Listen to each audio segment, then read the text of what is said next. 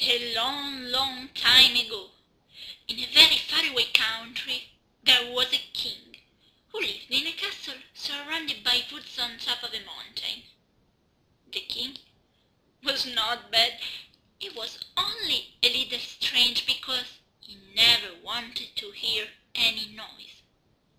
The people around him had to speak in whispers, and they could not move quickly as they may trip and made noise. The king also installed many scarecrows in the trees and the woods that surrounded the castle because he didn't want the birds to get close enough so that he could hear their songs. The king never left the castle. He never went to visit his realm to see how the people who lived there were doing, and he didn't even want anyone to visit him.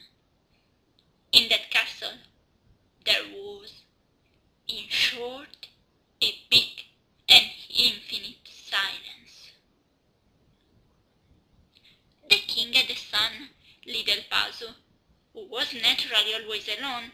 He couldn't play with anyone, otherwise he would have made noise, and by the orders of the king, his father, he could never leave the castle. Pasu had many toys, but no toy that made a sound or that moved, and he didn't know any songs or any music. In that silence, he was always sad. He felt lonely and would have liked some friends to play with. One day, Pasu, not so small anymore, asked his father if he could go and see the realm and meet the people who lived there. But the king answered, "You may not leave the castle, and please be quiet." And so, closed in his room in that silent castle, Pasu thought and thought of a way to escape. One day, while he was alone in his room, he heard a noise coming from the window. In all that silence, a noise was such a strange thing, and Pasu was scared. It must be the wind, he thought. The wind was the only thing even the king could not keep away from the castle. But it was a calm day, and there was no wind, and rather it seemed like someone knocking. I must make this noise stop, otherwise who knows what my father will do, said Pasu to himself, frightened. With courage he went to the window, and found there a strange, furry little creature with a nice little face that he had never seen before. But he didn't know what it was. "Come on, don't make that lonely face," said the strange creature, laughing. "Haven't you ever seen a monkey?" "No," stuttered Pasu. "Holy moly!" exclaimed the monkey. "Where am I?" What do you want? Don't you know no one can come here?" added Pasu, trembling from fear and worry. "That's enough," said the creature. "I'm a monkey, and I don't have a name because no one gave me one. What shall I call you then?" "Well, holy moly, call me no name then. I like it." "So," No Name said, "do you want to see this village or not?" "Certainly," answered Pasu, a little perplexed. "But how?" "Come with me," said the monkey. "Hold on to this rope and follow me." Pasu held on to the rope that No Name had tied to the window, and they both slid down into the garden where, hidden among the trees, there was a strange machine. "Oh!" exclaimed Pasu when he saw it. "This will take us to our destination." "It's a rickshaw," said No Name. "But holy moly, is it possible you really know nothing?" Pasu was even more amazed. He didn't really understand what was happening. Everything outside the castle was new to him. And the strange creature known him. Well, Pasu was a bit afraid. He also wanted to discover the world around him. He got into the rickshaw with No Name. Everything seemed so beautiful, and at each new thing he saw, Pasu exclaimed, "Whoa!" They arrived at the seaside, and Pasu exclaimed, "Oh, holy moly," said the monkey. You have never seen the seaside before, have you? Seen the houses? Pasu said. Oh, holy moly, you have not even seen the houses of your home village. It's a good thing I came along.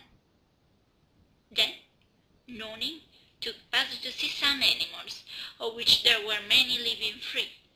They meet cows, they meet giraffes, elephants, lions, and hens, and Pasu always exclaimed, "Oh!" "Holy moly!" repeated Noni each time. He was having a lot of fun too.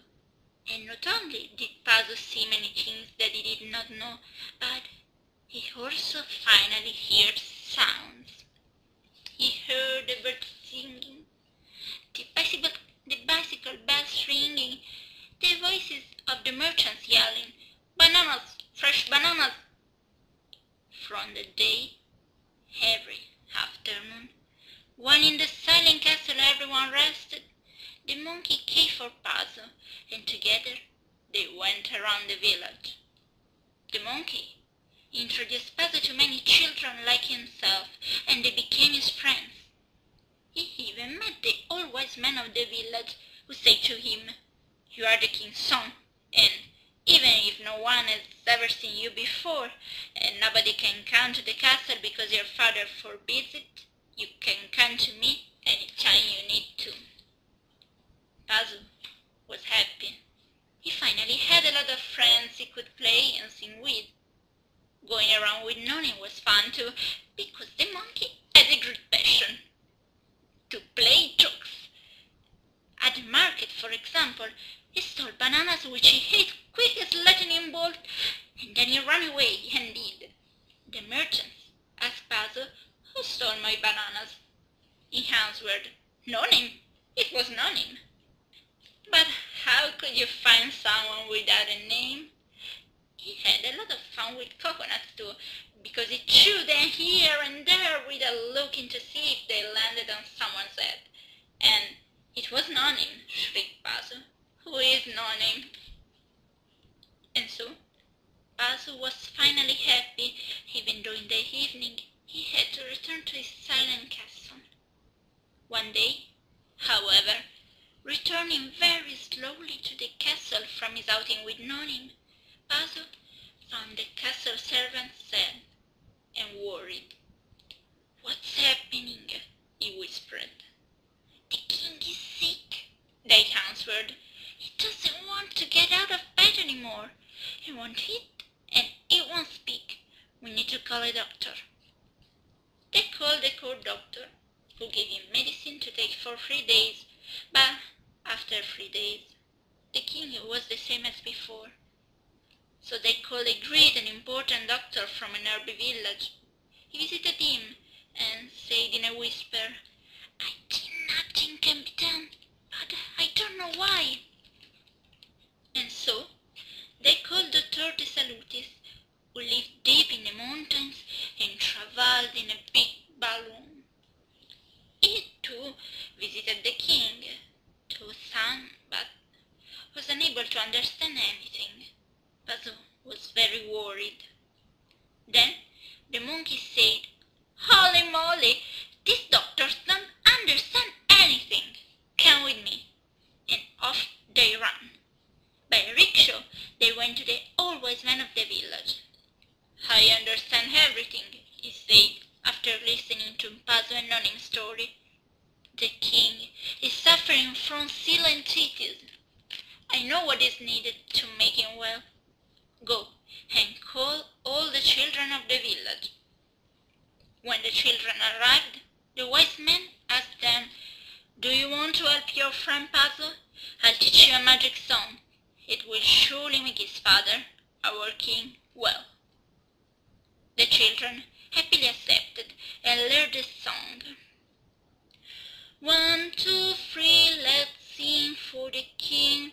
Singing makes you glad and you forget the bad. Beep-bop-boo, let's sing for you too.